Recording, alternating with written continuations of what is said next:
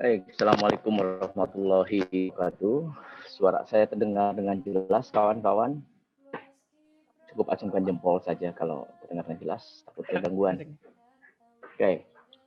Selamat siang, kawan Faisal Yuhri. Ini salah satu saksi sejarah saya ketika saya bawa pertunjukan ke Karawang, ke Siap, Utika. Bang.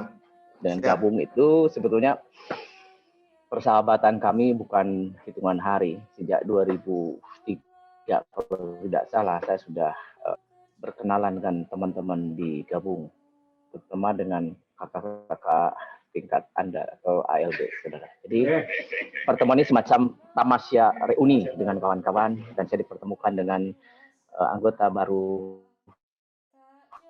gabung. Semoga semuanya senantiasa diberikan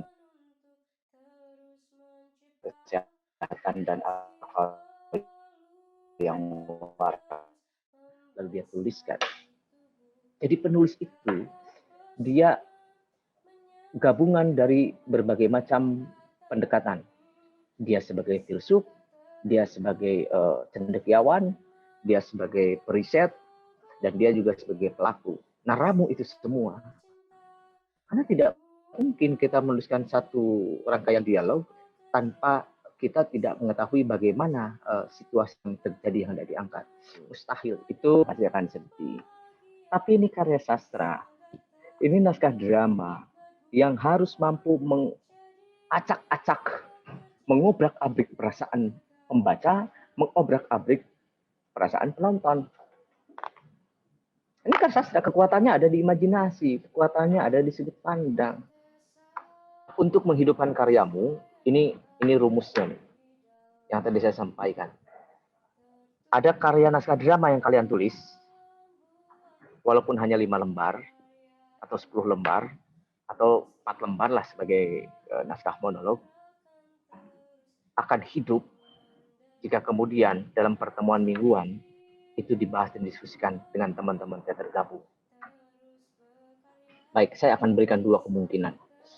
Kemungkinan yang pertama adalah kita belum masak mengolah gagasan yang hendak ditulis. Makanya selalu terganggu dengan kemunculan ide-ide baru. Itu satu tuh. Tetapi kemungkinan kedua dari kemunculan ide baru itu baru naskah yang sedang digarap. Contohnya begini. Babak 1 dan babak 2 dalam naskah drama boleh saja itu berkaitan. Tetapi pada babak yang ketiga muncul kemudian ide baru yang mengganggu. Apakah ide baru itu akan jadi naskah baru berikutnya atau akan ditulis dalam naskah yang sedang dilakoni? Saya sering dan para penulis sering mengalami itu. Kalau saya daripada menghentikan yang sedang digarap, ide baru itu kemudian dimasukkan kepada babak berikut. Bahkan tidak nyambung, nggak apa-apa, itu naskah drama. Tinggal nanti kita membuat semacam kausalitasnya, sebab akibatnya. Mungkin babak yang tidak nyambung itu bisa dikaitkan pada babak selanjutnya sehingga terjadi benang peristiwa yang asli. Belajar bareng saja. Pertama, saya akan membuat satu term atau premis ini untuk kita tulis. Jelas naskahnya tidak harus jadi hari ini, tapi minimal ada semacam bayangan. Berapa menit ke depan, kawan Kuntet? Waktunya? 35 menit, Kang. Oh, cukup. 35 menit, Kang. Cukup untuk membuat naskah 50 lembar. Premisnya sederhana, saudara. Realitas sosial sajalah. Tentang peristiwa banjir di Karawang. Ya. Kemudian banyak orang yang berbaik hati untuk memberikan sumbangan. Tetapi harus diembel-embeli dengan memasang stiker foto dan partainya, dan harus ada bendera partai. Sehingga terjadi perdebatan antara masyarakat yang setuju untuk menerima itu sebagai bantuan, dan yang tidak setuju karena harus ada foto dan partai mereka di tengah-tengah bencana itu. Sederhana kan? Adegan pertama, 12 Februari 2020. Banjir di Kabupaten Karawang, tepat pada hari itu adalah hari kampanye pemilihan Kepala Desa Mekarsari. Kepala Desa, semesta sedang berbaik hati dengan saya. Ajudan, mengapa Bapak ungkap seperti itu? Kepala Desa, kamu itu memang seperti otak udang ya. Saya lihat di TV, Desa Mekarsari sedang terkena banjir. Supaya saya terpilih menjadi kepala desa lagi, ini strategi saya.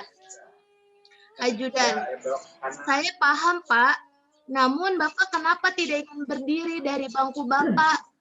Kepala Desa, sudah kamu banyak bicara, kamu bukan DPR, siapkan saja sembako dan keperluan rumah tangga lainnya. Ajudan, siap Pak, laksanakan. Ibu, dingin sekali. Khaira memeluk adiknya dengan erat. Khaira menggosok tangan dan menempelkannya ke Ari. Tenang aja, bentar lagi ada bantuan. Ibu hanya menoleh sekilas dan kembali sibuk dengan handphonenya. Ibu menggenggam telepon ke telinga panik. Halo, suara kencang. Ini saya Ibu Ratih, saya pagarnya warna hijau. Kapan kapal karetnya sampai di rumah saya? Anak saya sudah tidak kuat. Saya mohon tolong keluarga saya, jeda. Baik-baik, terima kasih Pak. Ibu menoleh ke Khaira sambil mengangguk-ngangguk dan Khaira membalas anggukan ibunya. Satu keluarga itu menunggu beberapa saat, ibunya menghampiri Arik kembaran Ari, memeluk anak itu yang duduk diam saja melihat ibunya dan kakak-kakaknya yang sedang berpelukan. Tok tok tok, bapak satu. Ada orang di dalam? Permisi, tolong keluar, kami sudah membawa perahu karet. Khaira, Ari, Arik, dan ibu langsung menghampiri sumber suara. Khaira menggendong Ari dan ibu menggendong Arik. Keluarga itu. Jadi penderitaan Haji Barzah. Ini Juga. tidak berlebihan Kang Mahaji. Kan memang sudah seharusnya kami lakukan bagi Kang Mahaji. Sudah, apa adakah yang menyumbang ke sini? Haji Mustafa bagaimana?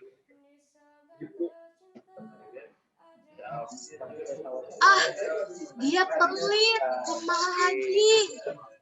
Us, Untung di kampung kita punya Kang Mahaji yang ngerti penderitaan kami. Kemudian menulis tidak perlu menjadi hal-hal yang menjangkau yang jauh, tapi coba jangkau hal yang paling dekat.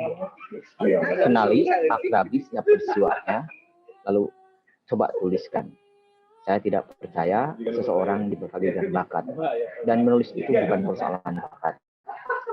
Persoalan penulis itu persoalan kemauan dan keinginan. Jadi salah satu mampu menulis adalah belajar hari ini, besok belajar, yang akan datang belajar, dan selamanya belajar. Bahkan dari menulis kita bisa mampu mengukur sejauh mana kekuatan intelektual kita.